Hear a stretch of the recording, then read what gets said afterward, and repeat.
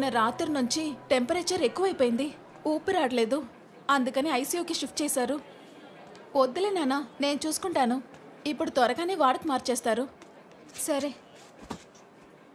ఏమంటున్నారు? నాన్న వస్తానన్నాడు, నేను వద్దని చెప్పేశాను. అదే నేను ఉన్నాను కదా, ఎందుకు అనవసరంగా? ఏం చేయలేకపోయా.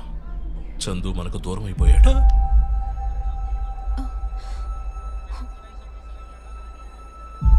పద.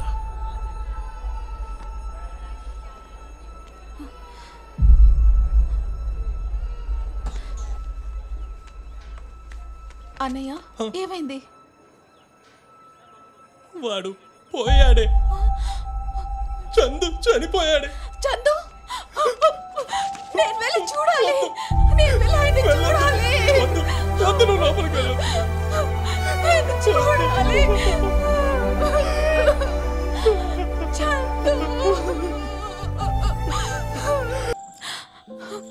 జ్వరం సడన్ గా ఆయనకి ఎక్కువైపోయింది. హాస్పిటల్ కూడా వెళ్దామని నేను ఎన్నోసార్లు ఆయనకి చెప్పాను. కానీ సొంటి కాఫీ తాగేసి తగ్గిపోయిద్దని చెప్పాడు. తెల్లవారుజామున ఒళ్ళంతా వణుకొచ్చేసింది. అప్పుడే హాస్పిటల్ తీసుకువెళ్ళాం.